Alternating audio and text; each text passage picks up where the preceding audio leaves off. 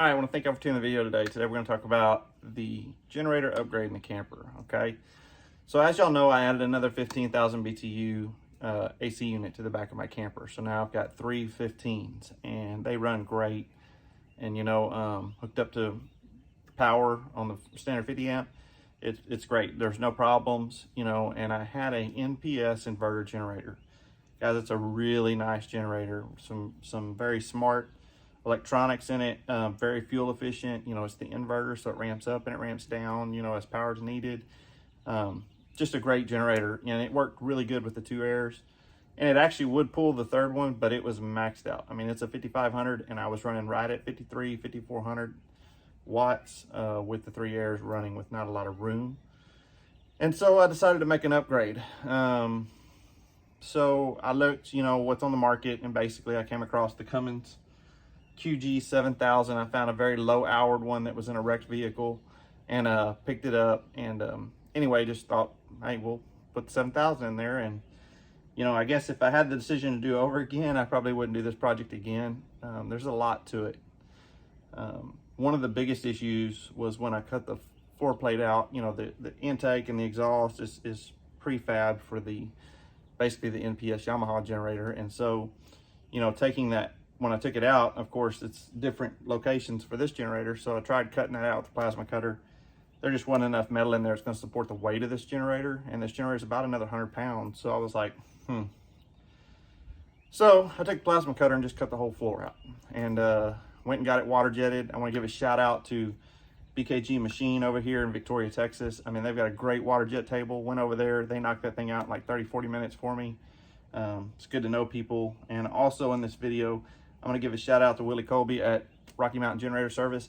I've done videos on them before. They're out of Colorado. I call those guys. I'm like, hey, I need this. The next day, I have the stuff sitting on my porch. I ordered 2 of those Cummins 4500s from them like 2 years ago. 2 days on my porch. Their customer service is excellent, and I can't even find that type of customer service anywhere anymore. So shout out to Rocky Mountain Generator Service. Call Willie if you need anything over there. But anyway, so got this in. Would I do it again? Probably not. You know, things you've got to think about are fuel lines, your power wires, your remote wires, and then your you know, your cutouts on your floor and all those things. One of the big things too that was a problem is my fuel lines actually came in on the back on that right side, which was the opposite of the exhaust. Well, with this generator, the exhaust and the heat was on that back right, so I needed to move the fuel lines over to the left side. So just some things you got to think about when you're doing this. And anyway, I got it all installed. It runs really good. Got it put in. I'm going to show you all the videos of water jetting, and so y'all can see how that's done. And then prepping the cabinet and getting that all put in. So anyway, let's get to that, and we'll get started. And if you are looking at the date of this video, I have that NPS Yamaha. It has 100 hours on it. It has an automatic generator start module, so it can take an open close contact, you know, to tie to an inverter. It's got the exhaust, and I'll show you a picture of that right here. And so if you're interested in that unit, you're welcome to give me a call. I can put it on a pallet and ship it to you, so give me a holler if you're interested. But right now, let's fire this thing up. I'm going to show you how many watts it uses and show you a little of the prep work I had to do to get it in here. Okay, so when I started cutting this floor plate out, you know, the exhaust and the intake was in a different place on the other generator. Because that happened, I was going to cut big holes on the other side, which made the floor not very good. So what I did is I just decided to go ahead and cut this all out with the plasma cutter.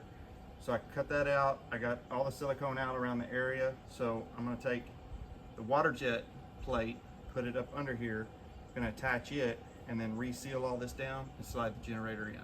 So that's the plan. Keep watching.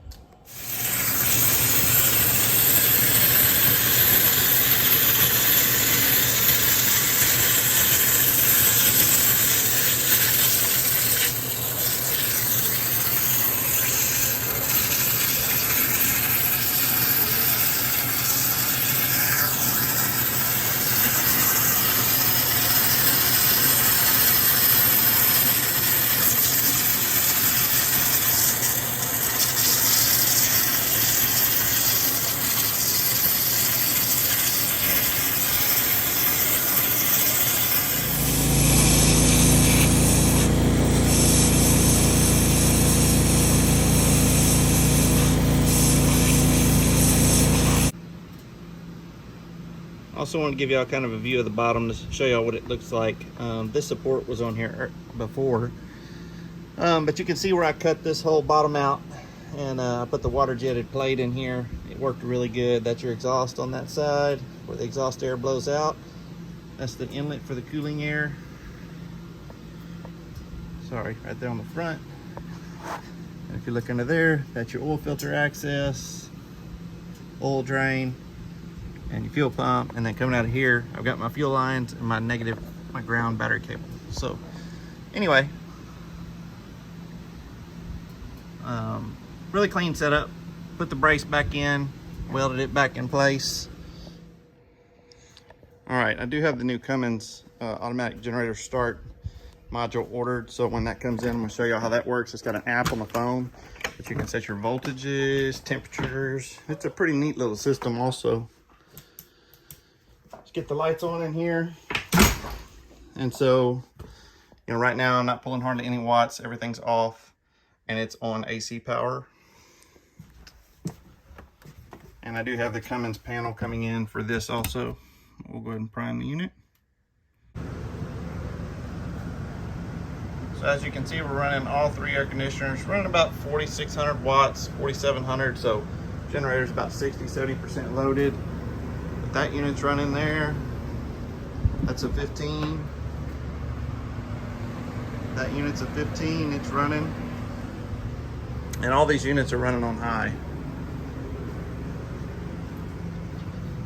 So we definitely don't have any problems pulling all 3 of these units. Nice cool air.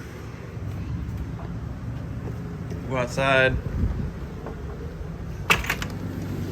And this 7,000 unit is very quiet. I mean, I'm on concrete, so it's, you know, it's even quieter when it's going to be over ground or grass, but pretty impressed with it. Not a bad unit. Like I said, you want to stay tuned for the AGS unit that we got coming in. That's going to be a really cool adder. So I want to thank y'all for watching the video today on the Cummins upgrade for the 7000. You know, it's nice to have that extra space. You know, I'm not using 5,500 watts out of my 5,500 watt generator, so I've got a little more room. Love the little NPS Yamaha generator. That is a great generator. It's just a little bit more electronically friendly. I mean, for the auto start, for my Victron, all that stuff. Very simple, very plug and play. So definitely some pros to it. But having the 7,000 watt, you know, that's a twin cylinder engine. It's also got the extra power, so I don't have to worry about blowing a breaker when we run the microwave or something like that if I'm running all 3 air conditioners. So anyway, for me, it's a win. Some of the things I ordered was there's some self-tapping bolts for the bottom that you use to bolt it down. There is a small exhaust kit, ordered that. There's an exhaust flange that comes off the exhaust with 2 bolts and a gasket. I ordered those 2 things. And I got the Cummins remote panel ordered and the AGS, which I'm still waiting on. But besides that, I need to get out here, change the oil in this thing. I put about 2 hours on it and get some fresh oil in it. And anyway, but thanks again for watching the video. Please hit the like and subscribe. Got any questions, drop them below. Try to get them answered. Catch y'all in the next video.